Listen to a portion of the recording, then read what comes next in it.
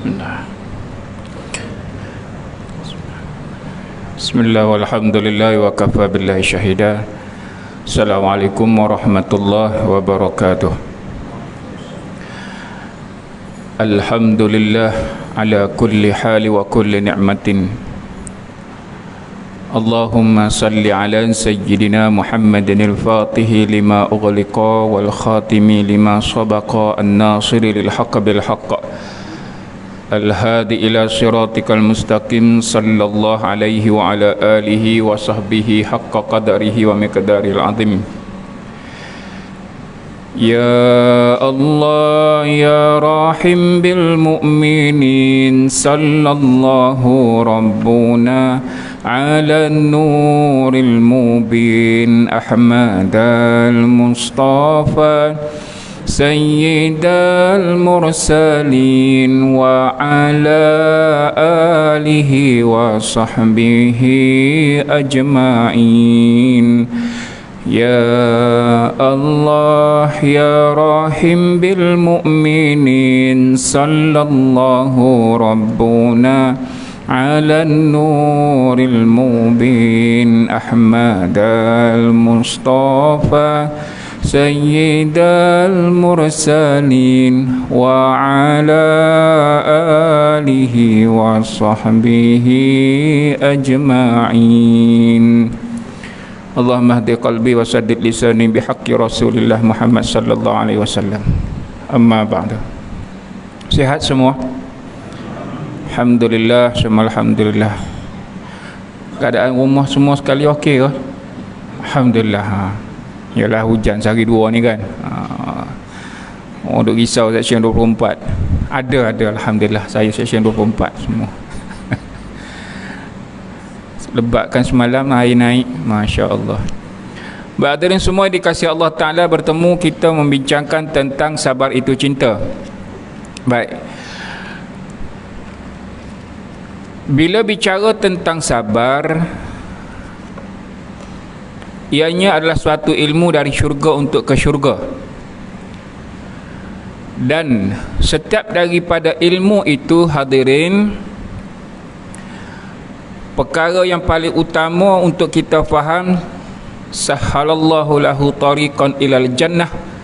Dengan ilmu, setiap apa yang kita pelajari membantu, menolong, membawa kita untuk ke syurga Allah Ta'ala. Jadi kalau ditanya kepada hadirin, tanya pada diri sendiri, sejak bila hadirin mula nak belajar ilmu tentang sabar? Atau sejak bila yang kita tahu bahawa sabar ini sebenarnya suatu daripada cabang ilmu yang wajib dipelajari? Soalan ni kena lontar ke atas diri, kerana saya sendiri pun masih baharu dalam mendalami tentang sabar. Masih baharu. Paling-paling yang saya boleh sebut bermula tahun 2015, selepas pulang umrah 2014, terlibat dengan banjir besar di Kelantan. Semenjak daripada itu, belajar dan mengenal kenapa wajib belajar tentang sabar. Maka hadirin tanya pada diri, sejak bila mula nak belajar tentang sabar? Hakikat semua kena maklum, sifat ini semua dah ada pada diri masing-masing. Yang membezakan antara kita semua adalah kesabaran. Sifat sabar dah pun sedia ada. Semua sekali. Ulang. Perbezaan antara kita semua adalah kesabaran. Kita belum sampai kepada peringkat penyabar. Mungkin ada di kalangan kita orang awam. Maka sifat mutlak sebagai penyabar ini, hakikatnya yang kita maklum bahawa ianya adalah sifat daripada Allah Azza wa Jalla, as-sabur. Kemudian ada kepada setiap daripada para nabi, mereka memperolehi kesabaran dan memang penyabar berhadapan dengan setiap daripada kerana umatnya. Maka kita hari ini belajar ilmu ini adalah semata-mata untuk kita memahami kenapa ianya menjadi satu perintah sehingga wajib ke atas kita belajar tentang sabar. Soalan, apa yang mendorong hadirin untuk belajar tentang suatu ilmu itu? Yang kita duk hadir setiap malam untuk dengar kuliah, yang kita buat catatan, yang kita amalkan, tujuan untuk apa?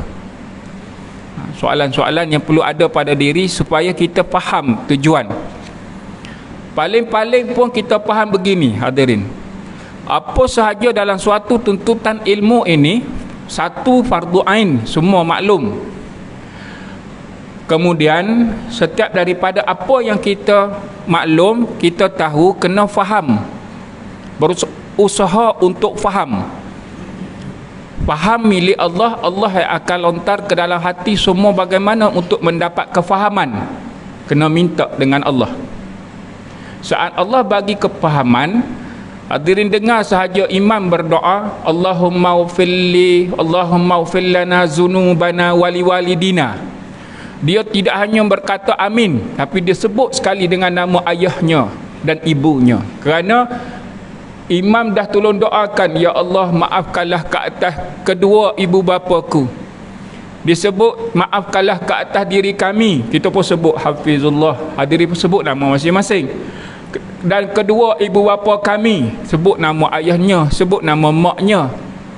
Dia bukan hanya kadar amin. Bila dah boleh sebut nama, dia dah faham tujuan doa itu mengharapkan sesuatu daripada Allah. Kalau hanya kadar amin, kita mengaminkan dalam keadaan benar kau meminta. Kok masih hanya sifat lidah, sifat mulut, hanya kata dengar orang doa kita pun amin, amin, amin. Tak mari pada rasa. Itu faham. Bila dah mana Allah Ta'ala rezekikan kefahaman, kita mula menambah nilai atas setiap maklumat yang kita dapat kerana kita beroleh kefahaman. Maka hadirin semua sekali dikasih Allah Ta'ala, apa yang mendorong kita untuk belajar tentang sabar? Macam tu. Dari sudut saya sendiri, dah hadirin saya yakin bila bercerita tentang sabar, pasti pernah dengar orang kata, setengah daripada setengah orang kata apa, sedaplah sebut, mudahlah nak cakap tentang sabar ni, buatnya payah. Orang kata gitu.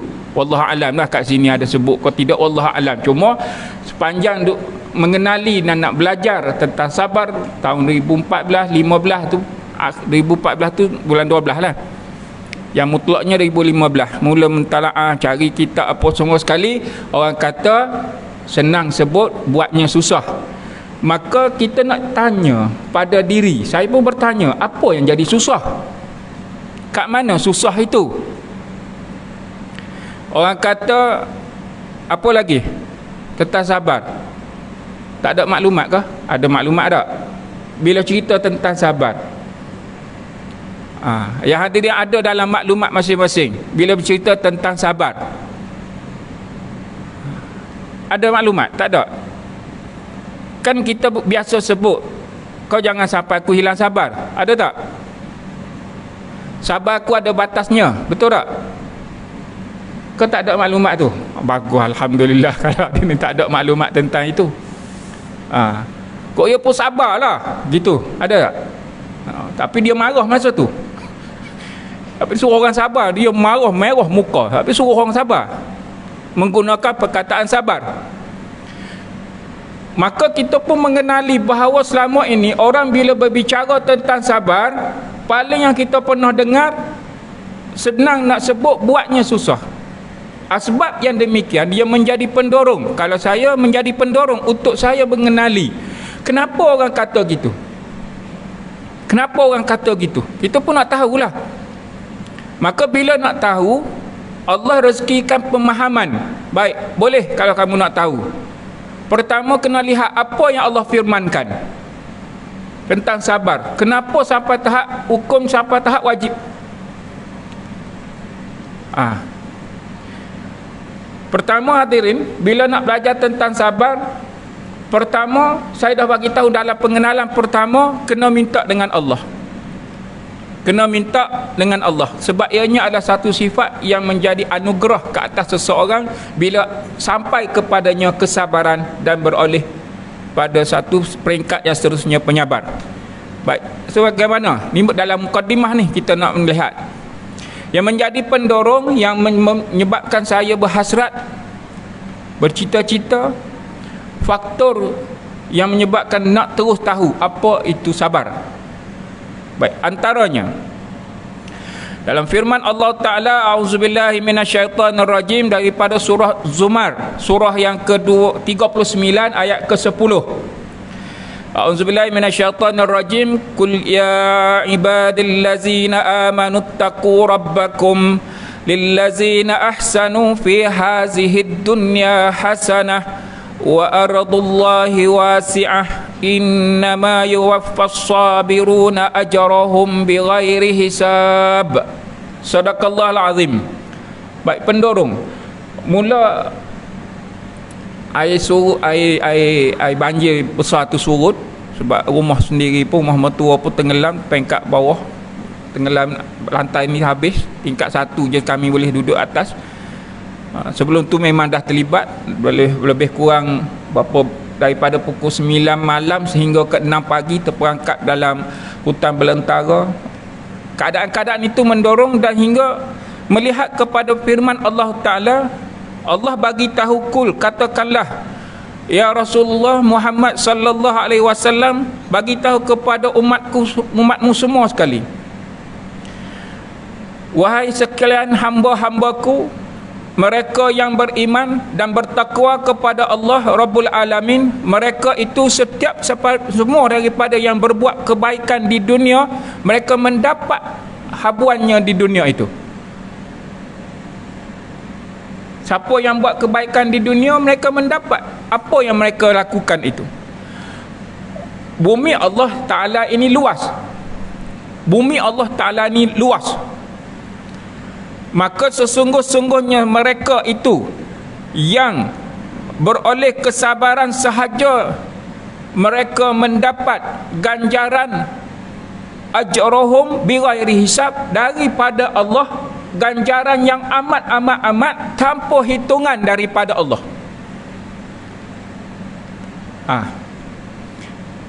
Asbab yang nak mengenal tentang sabar. Kenapa? Kerana asbab Allah bagi tahu siapa yang mendapat kesabaran, sabiruna, telah meresap dalam seluruh lipatan saraf dirinya, beroleh satu sifat yang disebut kesabaran yang berterusan, mendapat ganjaran yang tidak terhingga daripada Allah, bighairi hisab, tak boleh nak hitung banyak mana. Namun kita dengar daripada perkataan setengah daripada setengah, senanglah sebut, buatnya payah. Orang kata gitu. Jadi saya mencabarlah ke atas keupayaan diri. Bila faham ini, hadirin lihat, syarat dia beriman, dia bertakwa. Siapa yang buat baik dunia, dia dapat ganjaran dunia. Siapa yang buat dalam keadaan beriman dan bertakwa kepada Allah, dia buat untuk dunia, dia dapat juga untuk akhirat. Allah bagi tahu apa sahaja di dunia yang kamu lakukan saat hari ini, dengan adanya sabirun, kesabaran yang kamu buat di dunia, hitungan yang hadiri akan mendapat ganjaran apa sahaja akan dilihat di akhirat nanti. Kerana sifat ini hanya saja berlaku atas urusan dunia. Wa ardullahi wasi'ah, bumi Allah Ta'ala ini luas. Hadirin tanyalah, kita pun tanya sendiri. Allah kata dunia, kemudian bumi. Mana dunia, mana bumi? Kau berasa sama je. Fi hazihid dunya, di dunia ini. Wa ardullahi wasi'ah, bumi Allah Ta'ala ini luas. Lepas tu mana dunia, mana bumi? Hadirin, setiap daripada kita ni ada dunianya sendiri, berpijak pada bumi yang sama. Tanah bumi yang ada dipijak sekarang ni sama tak? Semua berpijak pada dunia di bumi ini, semua pada tanah ini, sama. manusia mana sekalipun berada di bumi ini. Namun dunianya berbeza. Dunianya berbeza. Dunianya berbeza ni macam mana hadirin? Kita nak faham tentang dunia. Kalau dalam khusus dalam surah Al-Hadid, la'ibun wa lahwun, kita pun faham dunia ini suatu perkara yang menyebabkan hadirin boleh leka. Dia ada keseronokan, dia ada kelalaian. Siapa yang boleh menguruskan dunianya dengan baik, dengan penuh kesabaran, dia mendapat ganjaran pahala daripada Allah dunia dan akhiratnya tanpa hisap. Banyak sangat. Maka dunia ni kena faham, kena urus dengan kesabaran. Dunia,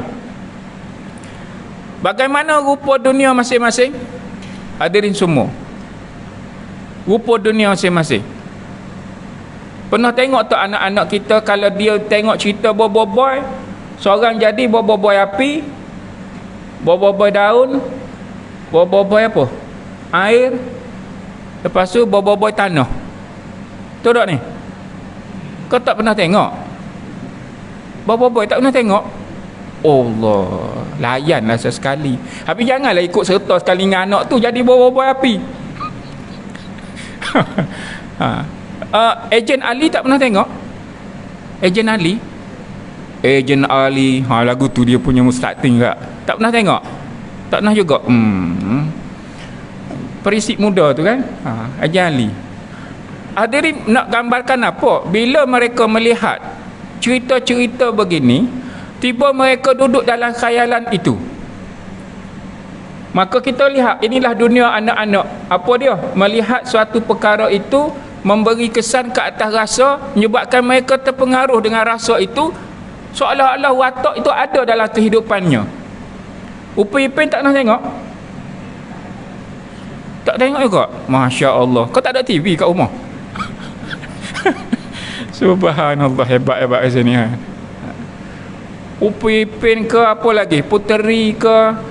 Awan Kenek? Tak pernah tengok juga? Subhanallah. Dan nak bagi tahu apa? Kalau dia tengok Avengers, Iron Man, Batman, Superman, ke geng-geng gitu. Orang lelaki. Subhanallah. Nak bagi tahu apa?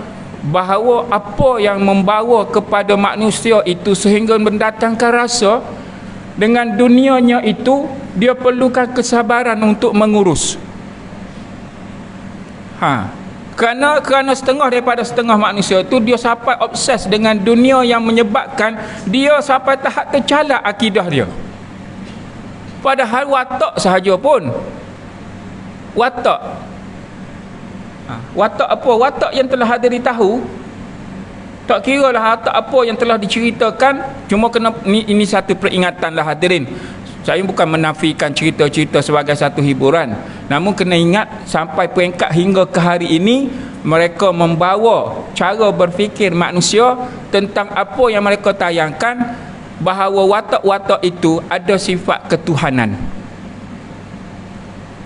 Beringat, ada sifat ketuhanan yang menyebabkan manusia ada super power itu mencapai kepada darjah Tuhan.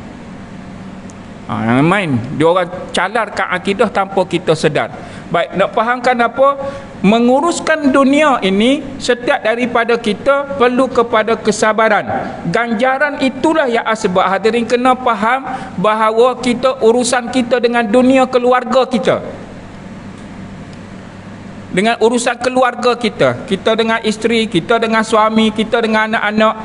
Baik, urusan kita dengan dunia bersama dengan kejiranan kita. Setiap orang ada perangai. Setuju tak?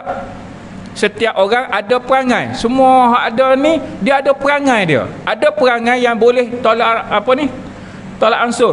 Ada perangai yang boleh toleransi. Ada perangai ikut kepala dia. Bila ikut kepala dia, buah apa yang orang bagi tahu semua tak kena. Maka nak uruskan dia ni macam mana? Perlu kepada kesabaran. Yang asbab kepada kesabaran itulah hadirin mendapat ganjaran pahala yang tak terhingga daripada Allah, dengan sebab dia mengurus dengan penuh keimanan dan ketakwaan. Jadi bila orang kata bolehlah nak sebut sabar, buatnya susah, maka dia sedang menafikan satu daripada perbuatan yang asbabnya mendapat sesuatu yang besar di sisi Allah. Gitu. Yang saya fahamnya begitu.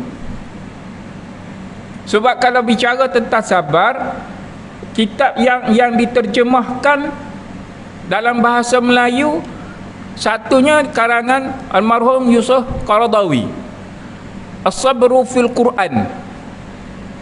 Kemudian diterjemahkan mukjizat sabar dalam Al-Quran.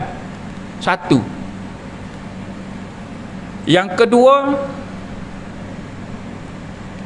yang ni tak diterjemahkan. Rasanya dah sebut kot, Syekh Abdul Talib Al-Makki. Kitab lama dia tebal, saya dah tengok.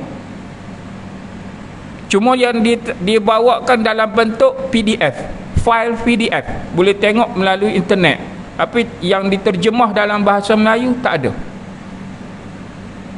Syekh Abdul Talib Al-Makki menyusun bahawa sabar ini di bawah yakin. Maksudnya induk dia yakin, bawah dia sabar, bawah dia syukur.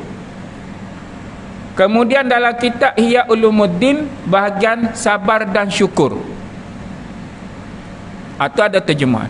Yang lain banyak daripada Indonesia bercerita tentang sabar secara khusus dalam tajuk-tajuk yang pelbagai. Boleh tak? Jadi semua yang dikasihi Allah Ta'ala.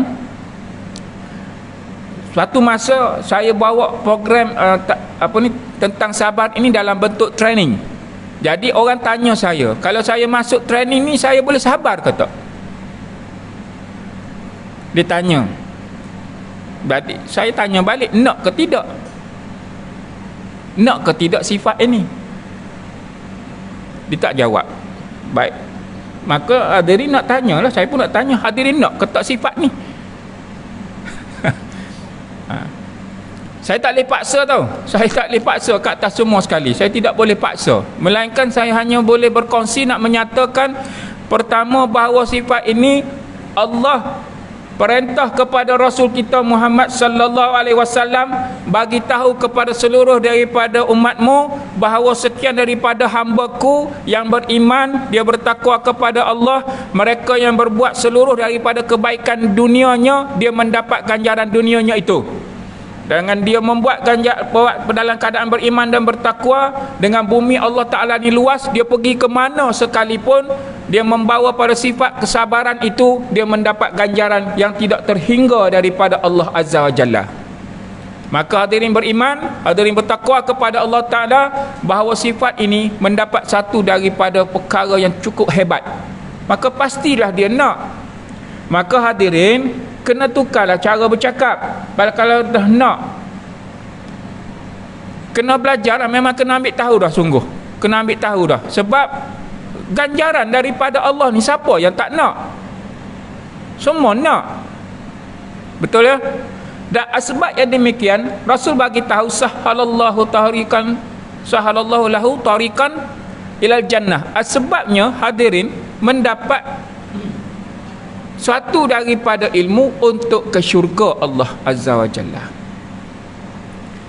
Okey, baik. Pertama, ini antara pendorong sebagai sumber motivasi untuk saya, dan saya harap atas semua sekali saudaraku beriman dan bertakwa. Kenapa nak belajar tentang sabar? Kerana mendapat ganjaran yang hebat daripada Allah. Ada satu lagi ganjaran yang hebat daripada Allah, yang juga mendapat ganjaran yang tidak terhitung daripada Allah, yakni mereka yang berpuasa dengan penuh imanan wahtisaban. Sifat puasa ini padanya mendidik untuk menjadi seorang yang penyabar. Rasul bagi tahu orang yang sabar, orang yang puasa dengan penuh keimanan, dia juga mendapat ganjaran pahala daripada Allah Ta'ala tidak terhitung. Baik, kedua, daripada Sayyidina Suhaib bin Sinan radhiyallahu anhu bahawa Rasul Muhammad sallallahu alaihi wasallam bersabda, ajaban li amril mu'minin, inna amrahu kullahu lahu khair wa laysa zalika li ahadin illa lil mu'min in asabathu sarra syakara fakana khairan lahu wa in asabathu darra'u sabara fakana khairan lahu. Sangat kagum, takjub, hebat keadaan orang yang beriman itu. Orang yang beriman itu, dia ada ketakjuban dia. Semua urusan yang berlaku dalam kehidupannya semua baik bagi dirinya. Ada keajaiban, ada ketakjuban ke atas orang yang beriman. Apa dia? Seluruh perjalanan kehidupan dirinya semuanya baik-baik belaka. Bagaimana rupa baik itu? Walaisa zalika li ahadin illa li mu'min. Tidak ada yang mampu melalui seluruh perjalanan hidupnya yang dia berasa baik belaka melainkan ianya benar-benar beriman. Inna asabathu sarra'u syakara. Jika ia mendapat sesuatu daripada nikmat dan kebaikan, maka ianya bersyukur dengan lafaznya alhamdulillah. Dapat apa bentuk nikmat sekalipun, boleh duduk pun alhamdulillah, boleh menyandar pun alhamdulillah, boleh bersela pun alhamdulillah, boleh baring pun alhamdulillah. Betul tak ni? Syukur semua benda. Boleh sikit alhamdulillah, boleh banyak panjang alhamdulillah. Boleh banyak tak? Sikit alhamdulillah, okey je. Gitu kot. Nak bagi tahu semua benda syukur itu dilafazkan. Kemudian wa in asabathu darra'u sabara fakana khairan lahu, maka ia adalah suatu yang baik bagi dirinya dari sudut nikmat. Jika ia ditimpa musibah atau apa saja bentuk bencana, maka ia bersabar dengan musibah dan bencana itu. Ia juga berkata musibah dan bencana itu juga adalah baik untuk dirinya. Yang ini hadirin kena fikir jauh sikit lah, fikir jauh sikit, dalam sikit nak faham. Pernah tak kita menikmati kesakitan? Soalan. Pernah tak kita menikmati kesakitan? Pernah tak? Kau hadirin berasa baru nak pening terus aktifas? Baru berasa nak pening, tak pening lagi. Dapat nak sakit, dia boleh kata alhamdulillah. Ada? Masa tu kena dah, kena alhamdulillah sakit gigi petang ni. Adakah? Ni hadirin. Nak bagi tahu, nak gambarkan bila seseorang itu, Rasul bagi tahu walaisa zalika li ahadin illa li mu'min. Tidak ada yang boleh berkata, yang boleh duduk dalam apa bentuk bencana, ujian, nikmat, dia duduk dalam keadaan baik semua sekali. Hatta dia beranggapan dan menyatakan bahawa semua ini baik untuk dirinya. Tak ada yang mampu buat melainkan dia benar-benar beriman.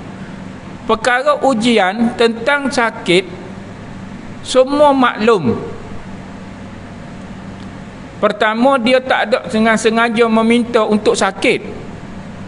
Betul tak? Hadirin, ada ke hak semua hak ada ni? Hak secara online ke minta tanda tangan, ya Allah petang ni nak berasalah pening kepala? Tak ada. Sebab hari-hari minta, ya Allah sihatkanlah diriku. Betul tak ni? Ya Allah, Allahumma rzuqni sihhata wassalamah. Ya Allah, rezeki kepadaku kesihatan, keafiatan dan keselamatan. Betul? Semua itu yang kita minta sebabnya fitrah. Namun bila saat datangnya satu bentuk ujian, apa saja bentuk ujian itu, maka adakah kita seorang yang boleh menikmati ujian itu terdahulu sebelum kita melafazkan ya Allah sembuhkanlah aku? Itu Allahumma salli ala sayyidina Muhammad. Maka bila Rasul bagi tahu bahawa dia itu bersabar dengan apa yang dia perolehi, inilah perlu kita memahami bahawa sifat ini satu sifat yang saat orang itu dia dapat menikmati sifat sabar ini, dia pasti mencintai. Siapa yang dapat menikmati kelazatan kesabaran itu, dia pasti mencintai. Kerana hadirin, pengalaman bercinta semua ada dalam diri masing-masing. Pengalaman bercinta semua ada. Pengalaman menyukai sesuatu pun ada dalam pengalaman kehidupan masing-masing. Orang kalau dia dah suka satu-satu itu, dia sanggup beratur panjang kalau bab makan. Betul tak ni? Kan ada sebelum ni beberapa tahun yang lalu kan viral apa-apa bentuk makanan. Orang kata makan situ sedap, pergi tengok beratur dekat 1 kilometer.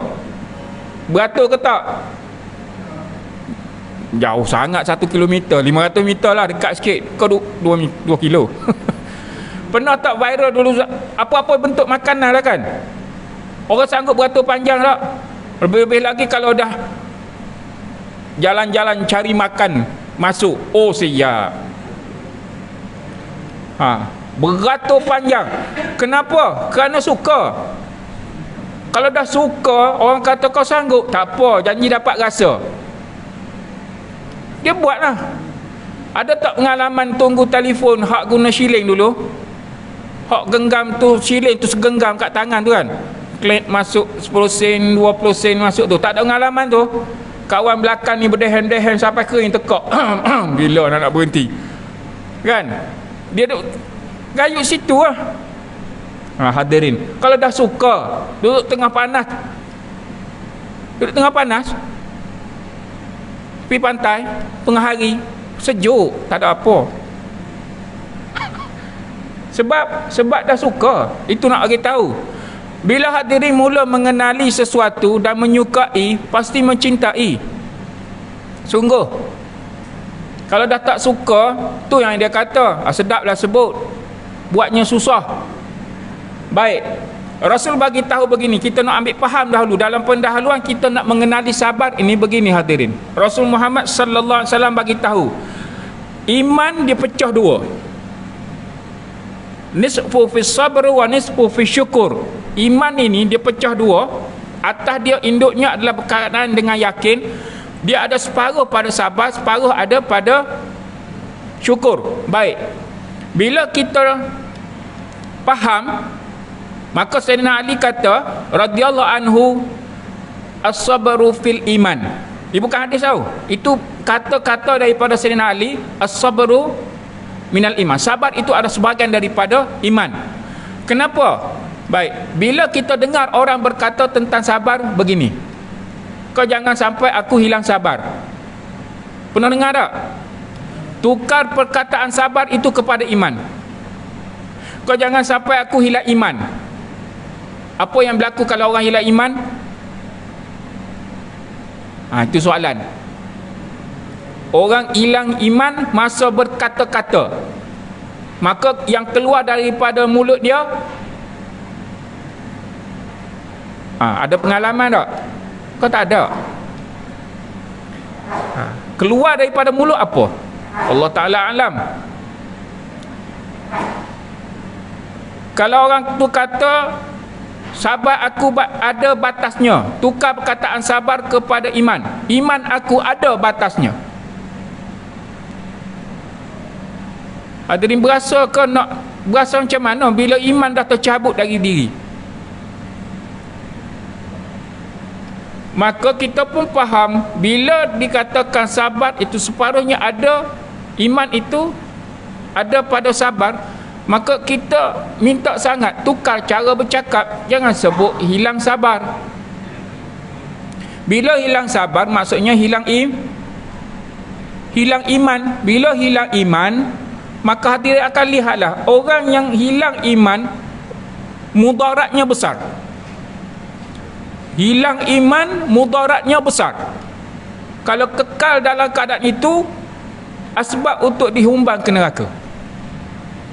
Bukan hanya di hukuman akhirat, malah di dunia lagi.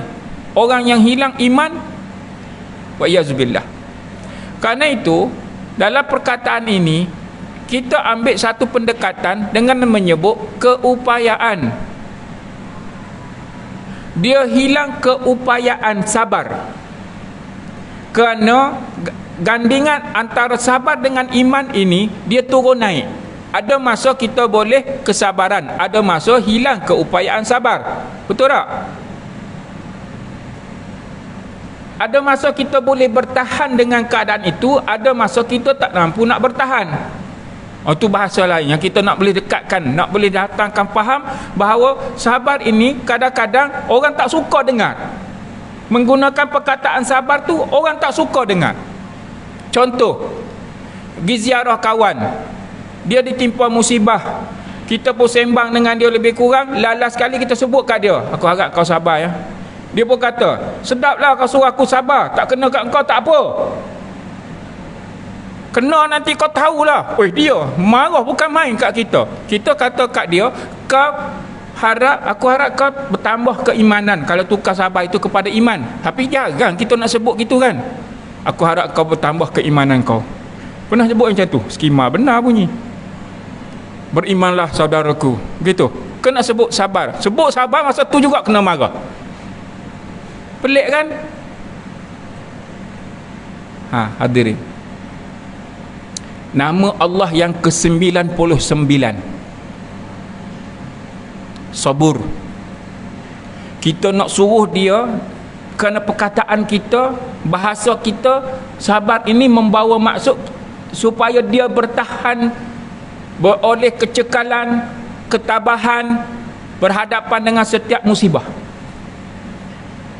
Bahasa kita tak pernah guna rasanya.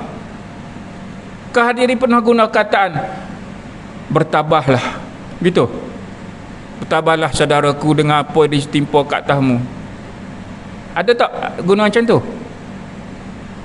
Melainkan guna perkataan sabar kan. Rupanya kena marah.